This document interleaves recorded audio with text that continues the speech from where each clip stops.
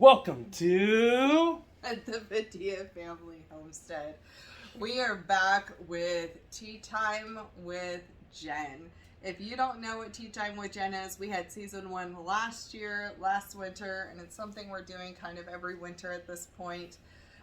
Taking some time, sitting down and talking about real life issues, real life things that we face, and how to intentionally live each day a certain way. So season 1, we talked about all kinds of fun topics. I'm going to jump into kind of what to expect for season 2 in a second. But first, who are we? If you are new to our channel, welcome. My name is Jennifer, and that's the Jen. No, your beautiful, wonderful wife, Oh, Jennifer. thank you. This is my husband, who is definitely the character of the family. Character. My name is Eugenio Padilla, and you pronounce that with the E, and then the he as in him, ni as in knee, and then O. E, he, me, O. But to make it simpler for everybody in the world, just call me Junior. You can call him whichever one you want. Just don't call him late for dinner, right? That's No. what it is. So, welcome. And we have been married since 2017. We've been together since 2016. Just as a little recap, we have so much information back at the previous Tea Time with Jen series. I will tag that down below. We talk about what is intention and why we choose to live with intention. We talk about approaching relationships, like marriage and so forth, with intention. How to parenting with intention. There's so many different topics for last year. So I'll tag that down below. So make sure you watch that. This style video is to grab a cup of coffee or a cup of tea and sit down. Put your headphones in or watch it on TV. Listen while you're cleaning your house or doing the dishes or whatever. It's more of a podcast style video. You don't really need to be looking at us, but we're here. And so we also share kind of what tea we're drinking every week because it's called Tea Time with Jen. It's kind of fun. So we'll be drinking something different or maybe the same depending on how we're feeling every week. And so I'm just drinking mint medley. I still have a few allergy things going on, so mint is great for cleaning the sinuses. And my husband has something fun today. I'm drinking Bugatti Berry Black Tea. That's iced. Bugatti and pomegranate? Yes. Yeah. Where's it from? Le Dutch Bros. Hold up your cup. Dutch Bros is our local. No, Le Dutch It Bros. is not Le Dutch Bros. If you look it up, it's Dutch Bros. It's French. They are a local coffee Even though house. it's Dutch. They're a local coffee house here that we really like, and their teas are pretty good. So that's a fun one. We don't get it all the time, but it is a fun one to have in the swear John. Yeah? Yes. Okay. So, what to expect for season 2 of Tea Time with Jen. We have so many topics we're going to go over. We have pinpointed some specific topics of things that kind of we've gone through or have been going through recently, and also things that we have seen going on in the world, and so forth. And so I'm going to give you a brief review of kind of what is to come this season, and then we'll jump into today's topic. Oh, I thought you were going to say something. Brief? Yes. Couple hour long brief, yeah.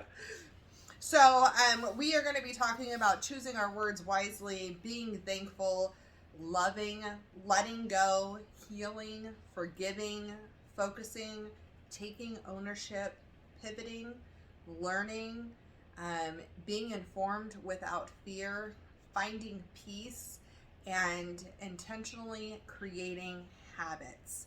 And that is actually today's topic, is intentionally creating habits. Because I think to hit any of these things, to do anything intentionally, to make any changes in our lives that are positive, hopefully, but any changes, I think that, especially positive ones, we have to do it with intention. And that's creating habits. That's the only way we're going to change things in our lives. And so that is today's topic. And this has been a big one for us for the last few years, wouldn't you say? Yes. So, what are some areas that we could, areas that people may want to intentionally create new habits in? Planners. Planning? Yeah. Okay. Planning the future, planning ahead, planning, just for emergencies, period. Okay.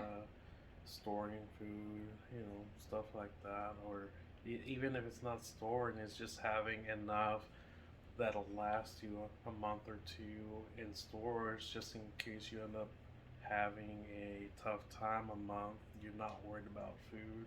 Yeah. I think intentionally, if you're not a planner and you just kind of do things by the week by week, just day by day, whatever. I think planning is really important to do, and to do it with intention is important. I think sometimes what we eat, some diet changes, we could do that with intention. How we approach things, our mindset is really important to do with intention. Just there's so many different areas, just daily habits we could need to create. We like maybe household cleaning, or having your dishes done every single night, or whatever. That's one I need to work on. Is creating those habits and sticking to them. Something I didn't realize. So when I was a kid, we had we were told that it was take 21 days to create a habit. And that was like the thing. You do it over and over again for 21 days in a row, and you are pretty much settled into a new habit. Now here I am, 41, and that number has changed immensely. So one study a few years ago, I heard that it was 144 days now to create a new habit. Another study that I was just looking at said it was 18 to 254 days to create a new habit. And that really depended on who you are, what environment you're in, your behavioral side of things, and so forth. And so I think it's crazy to me. And why has that number changed so much? Because we have so many other influences around us that distract us so much from what we are doing. It's a much more fast-paced, instant gratification, don't have to put in the hard work for things world. And I think with the internet everywhere, I mean, it's on our phones everywhere, there's always something to distract us. The next thing is, oh, we forgot this, or I have to do this. And that can really affect whether or not you are successful at creating a new habit. Yeah. I honestly think that it's more of also of a drive of wanting something. Like for me, when I was battling the diabetes situation, is that I had a goal, and I wanted to not have to be poking my finger and checking blood all the time, and constant needles and everything. And I think it was more of a challenge and a drive that I wanted to be better for myself, and succeeding at it was the only thing you have in mind, which following the instructions of the doctors and stuff like that is what helped in the long run. So I think having that in mind, that if you do this, it's gonna change the results. Right. I call that knowing your why. Yeah. Knowing why you are doing something, the real deep reason that's going to motivate you, that's going to get you up and do it, even when you don't want to. And because a lot of times when we're trying to intentionally create a habit, it's not a habit already because it's hard, or there's something that is stopping you from just doing it, right? Yeah. And The other thing is also, uh, what do they call it? It's so easy to have a cheat day, and that cheat day will cost you mhm. in the long run, type of thing. So, not allowing cheat days would probably be the best, but mentally, it messes you up because you're like, oh, I'll be fine. Oh, I'll do this. Oh, I'll do that, and it ends up being not as good for you. I think until you have a firm habit created, I think it's important. I agree with that. Yeah.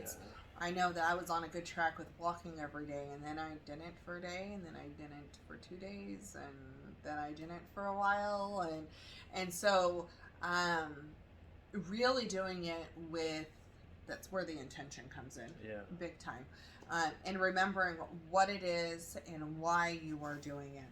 So So basically, have a why for everything you're doing, pretty much. yeah, I think that actually heads into my next thing is, what are things that you can do to help yourself be successful? And I think really with all of the topics we talk about with Tea Time with Jen, it comes down to digging deep inside of you and figuring out what it is that you believe, what it is that drives you, what is it that you really, really, really want for your life, and how are you going to get there, Yeah. right? And when you know what you really, really want, it makes doing it on the hard days that much easier. And I'm gonna say, all right, one of the things that we have changed that became a habit was not buying store-bought bread. That has become more of a habit for me. I think you're on board now completely with Yeah. it. Unless we eat out for some reason, then that Unless is it's it. hot dog buns. Where, well, that was for during Emily's graduation. I But we have not bought actual like No. store-bought sandwich bread or store-bought just bread for, A long time. yeah, I was gonna say like 6 months, but I want to say it's been closer to a year, Yeah. maybe longer. And that was really important to me. That was a decision that I made. I talked to him about. It just He doesn't was- taste the same. He was battling his not depression. Oh my gosh. He was battling his diabetes, the other D. Battling the diabetes, so we had to worry about the blood sugar. My daughter has gluten intolerances, and so we really were trying to go like the homemade bread route with her as well. And as I'm digging in and figuring out things, I'm learning all the ingredients and all the preservatives and all this other stuff in there, right? So I have a big why because of all the other crap that's going in it, right? And then when you start to eat the good bread and realize how your body processes it differently, then when you get it, it's like, oh, I don't feel as good. Well, there's a new why, right? I don't feel good when I eat this anymore. And then also the knowing what you're putting in and how you're healing your gut and your body and so forth. And so that to me was a big why. His original why was, I'm going to make my wife happy. And then Well, in reality, it's not just making wife happy. It's the mentality of, if I can't take care of myself, I can't take care of others. Yeah. Because if I'm not taking care of myself, how can I really think of taking care of her? Because I'm going to be ill, I'm going to be sick. If anything, I'm going to bring her down with me, because then she has to work twice as hard to take care of me. And that's something you don't want to do. And Right. on top of that, what is the right thing to do is what, I think originally though, jumping into the bread world, yeah. it was okay, wife, whatever's going to make you happy. And then you had to tell me, like, I don't like this style bread, or I don't like this flour in this bread. True. I don't like this texture. Oh, I really like this texture. I really like this. And then through communication with that, finding things that we really, really liked. Yes. The one thing I have to conquer is hot dog buns. So No, just keep doing what you're doing. So, but overall, like that was a habit that had to be created. And doing sourdough, man, you feed that thing, and if you're making bread regularly, you're Sourdough feeding it every day, and focaccia. That becomes a new habit that's just second nature. But as soon as you fall off, you can kill that sucker. Yes. And so, making sure that you're staying steady with that, right? So that's one area that we did it in. We have done a lot of habits when it comes to food over the last few years. And the way we did that, this was huge. So we failed really hard at first, like really hard. And when we did everything, we removed all the things that we didn't want, right? And it just made you want everything you couldn't have that much more. And then when we said, well, this isn't working, right? This mindset in this, I can't have it, is not helping creating a new habit of healthy eating.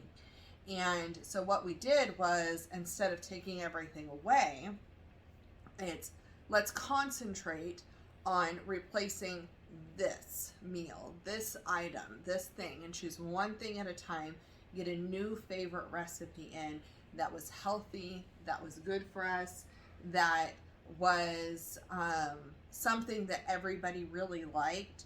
And then now that's normal. You look forward to it. It's good for you and you look forward to it.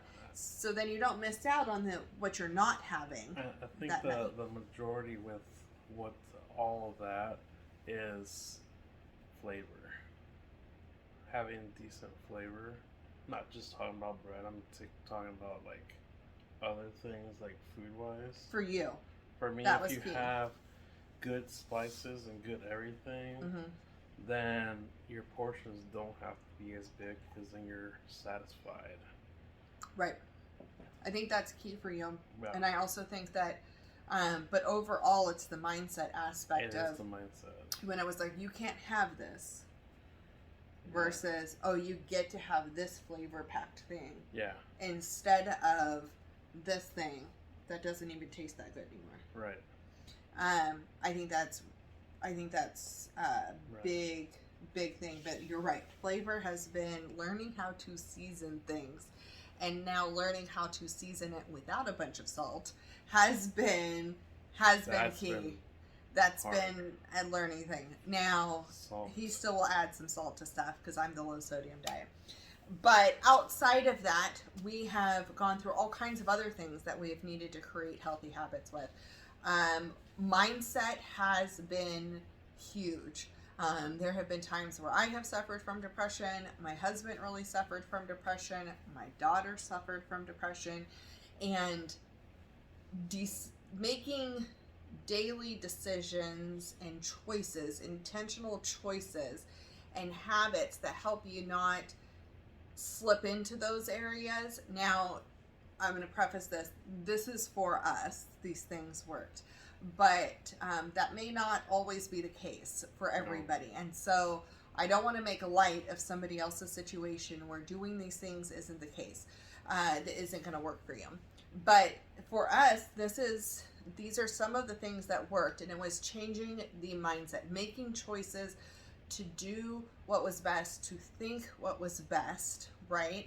And so sometimes that came into sticky notes. Sometimes that came into cell phone reminders to do things. Sometimes that comes into family members having patience and going, remember this, and speaking truth over a situation was a habit we had to create. And that took a long while. And some of us got it before others got it. But those who got it ahead of time helped the ones that hadn't got it right yet. And then if one of us starts to slip, the other ones really pick in. And it's all three of us that are really big about speaking truth over a situation. That it was a big habit for us. And then that affected how we dealt with the depression. That affected how my daughter dealt with panic attacks. That affected how we dealt with all kinds of things. And so that wasn't removing something out. It wasn't discounting the depression. It wasn't discounting the thoughts. It's not saying you can't eat this. It's not, it's, I'm going to add this new thing in. Right. And it's going to be something new. That right there helps you to create a new habit and help it to stick. Because you are not, there's something in the brain about saying you can't have this versus you can have this, or you can't think this. It's not okay to think this. No, it's okay to think that, but it's not okay to stay there. So think it and bring yourself out of there, right? Mm-hmm. And I think those were two areas where it wasn't about removing something or talking down about something. It was adding something positive in, whether it was food or a thought or something along those lines. So that's one of my biggest tips, is adding in things. The other thing is if you're going to reward yourself, don't reward yourself with crap. And that comes with food. That comes with mindset things and events that you're going to do. I think that those, if you're going to reward yourself with something that is going to keep you going on that same track. That's not going to make it even harder. So food's an easy one to talk about with habits. But like exercising, things like that. Like, I'm not going to reward myself for walking this many miles by not walking for a day. That's like, it's counterproductive to your goal. I'm not going to reward myself. This is something we did bad. I'm not going to reward myself for cooking at home every single day by going and eating junk food on a day or ordering pizza, because then we just feel like crap afterwards, and it doesn't work. So we have to find something else in a way that rewards, right? Like maybe a new blender.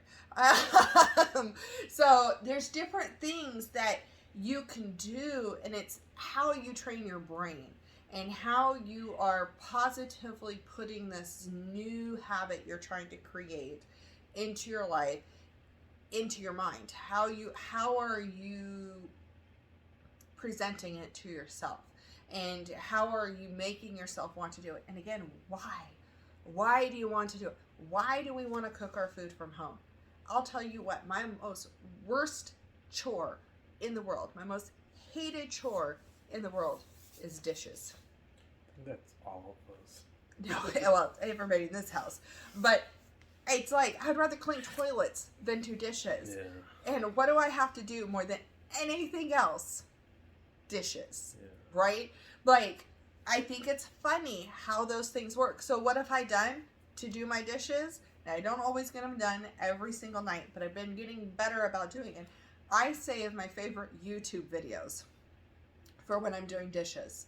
And I'll stick my phone back in the windowsill above the sink, and I will listen to my YouTube while I am doing the dishes. Now, that has turned doing the dishes from this horrible chore that I hate doing. I'm standing there thinking about how I don't like it, to, oh, yay, I get to listen to this, and oh, I'm going to finish before it's done, or oh, I get to watch another one, however it is, right? Like, it changed it from a negative thing to a positive thing. And in my head, it made me doing it that much easier. The other thing that helped was, after we started cooking at home so much and doing all the things, right? And it really does create a ton of dishes to cook all your meals from home. When we would eat out, you don't feel as good afterwards. So it makes you go, oh, I appreciate the fact. I would rather do dishes than feel like I did that next day. Mm-hmm. And it changes how your body accepts things, but then your mind goes, it's not really worth doing that, right? And weighing the pros and cons. And that really is digging deep, listening to your body, figuring out what's going on in your head. Yeah. Because I think creating habits is a head thing. A lot of times. It's what is stopping me from doing this already, right? What is it that's blocking me from doing it? And figuring that out, and then actually dealing with that root problem makes you actually succeeding at it that much easier. Right. I think. The other tip I have is don't bite off more than you can chew. You're not going to change everything. You're not going to change everything right away. Um, Trying to change everything right away is a recipe for failure, because you're going to go to overload, you're going to burn out, you're going to feel like a failure because you can't do it all. I wanted to try all kinds of things all at the same time, and trying to balance it all was really, really hard. So learning one thing at a time, or it changing. burns you out to where you don't want to do it, and then the habit gets broken, and then you're like, well, I have to start all over now. Yeah, and you feel bad about yourself because you're not succeeding. Yeah. And it's okay. So why, if you're going to jump in, you're going to do all kinds of. Sometimes you have no choice, and you have to do a bunch of stuff at once. I would write it down, make a checklist, see what you're checking off, right? Set alarms in your phone for whatever. But if you are just jumping into cooking all your food from home, and you are jumping into gardening full time and doing all kinds of stuff with that, and you're trying to do sourdough, and there's a lot that goes with that. And I think the first thing is make all your dinners at home, or make all your breakfasts at home, then go to all your lunches. Like for us, lunches was the last thing, and still sometimes that is the one thing when he's out working that gets missed, right? But it's try to do a good breakfast, a good dinner, and the lunch has been the hard thing. But we succeed really well at dinner for the most part. Yeah. And then we do better at the breakfast. The lunch is Still hit and miss. is. So, But the other thing I think the in order for it to succeed also is everybody in the household needs to be able to give their input. Yeah. Not just one person does everything, and hopefully everybody will eat it, whatever's available. yeah. Or change the mindset on Yeah. on anything. I think I think having the household on board is huge. Now, if you live by yourself, that makes it easier. But there have been times that I felt very strongly about things, but it wasn't time to implement them quite yet. I could talk about it, I could tell about research, but he had to be on board for that.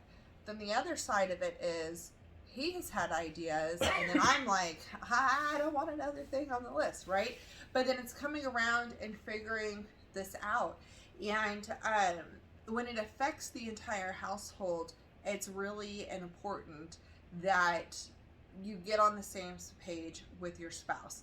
And that may look like I'm willing to try it because I love you, or it is I am gung-ho, how can I help you? It's going to look like different things at different stages. And it's going to be sometimes one versus the other. But it is something that is important. Now, I'm much more gung-ho when it comes to food. He's much more gung-ho when it comes into our entertainment, the music we listen to, all of those things. And so it changes depending on what the topic is, what that person's passion is. And we support each other in that. And that's the huge thing, is having the support. If you are going to create a habit and people in the household are not going to be supportive, that makes it really hard.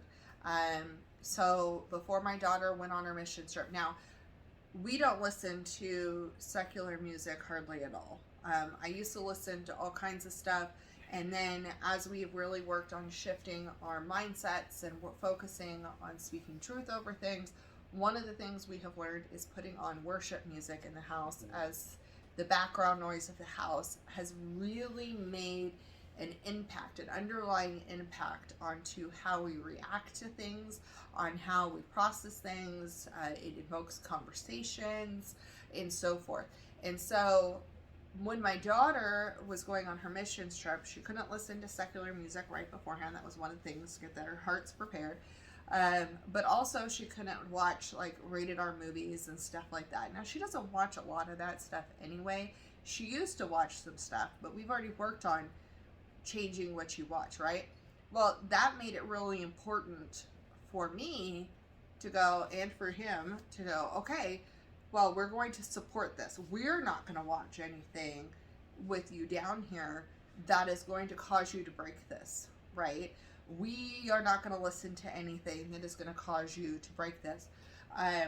When he was really strong on his diet, I'm not going to sit there and flaunt eating something sweet in front of him. When my daughter is gluten-free, right? She's going strict gluten-free now, not touching any gluten, and it's made a huge difference in her body. When she is here, so she's at our house one week and her dad's house another week. When she's here, I'm not baking sourdough. I don't want to tempt her. I could plan my meals around what's going on because I want to be supportive of that, and I know that draw is really hard on her. And until I can figure out a good sandwich bread or focaccia bread for her, then I'm just not going to tempt her like that because it makes it really hard. And I think that's an important thing, is to have support, right? And that's one of the reasons why we're like diving into gluten-free baking and all of that stuff, because we want to have things to support her. And then if I'm really like, I have a hard time going just for walks by myself. I don't know what the deal is, but they're pretty good about, okay, I really want to go for a walk. One of them will usually humor me and go for a walk with me, right? Because I need to walk. It's something I need to do. And so these are things. So having things that are going to help make you successful. Don't take things away. Add new things in. Don't tell yourself that you can't think this or all of this. It's like, okay, you can initially have this thought. Now let's take this, like, speak truth over, right? Figure out what's going on in the situation. It is not biting off more than you could chew. Really doing incremental things that are going to give you wins, because those wins are going to make you feel like you can do the next thing and you could do the next thing. If you're failing after failing after failing, then that's going to really mess up how you approach things, right? The biggest thing with that is making sure if you start something, you finish it, and not starting 20 other things, because then you'll feel like you never did anything and you'll feel like you failed. So I battle with this biting off more than you could chew thing so much, guys. This is like my thing. I'll be overwhelmed. He's like, well, honey, like, you've got like 20 projects going on right now. And I'm like, okay, I'll knock it down to 5. You know? Like, it's just, and that's partially the way our brains think and process, but also, if I can start, I hated checklists, but if I can only start checking it off and seeing that I'm completing something and I'm doing something, I'm like, okay. And he'll have to remind me sometimes, no, look at all you're doing. Like, dishes don't end. No. Laundry doesn't end. No. But there are tasks that do get a completion, like YouTube videos and things like that. Like, you're knocking things out, right? So, yes, give yourself the wins. Have a support system that is really going to support you. Not because they want to do all the same things. That's like tunnel vision. But with people, I don't eat super low sugar. He doesn't eat super salt free. We don't eat crazy gluten free, you know, like, but in our household, it works. We can support each other, and we can do things that make life easier for that person. So the support system, the mindset, don't take things away, doing small increments, give yourself wins. I think there was another topic I hit on that I'm not remembering right this second. Those are, I think, the key ones. And Oh, reward yourself. Don't reward yourself with things that are contradictory to what your goal is. Yeah. And then know what your why is. Why are you trying to create this habit? Why is it important to you? And your passion level may be different than your spouse's. It may be different than your kids. Your why may have a completely different, um, be a completely different why, and that's okay. Yeah. Like, we're gonna come at it for different reasons. I come at the sugar thing because I love him. He comes at the sugar thing because he doesn't want to poke himself with the needles.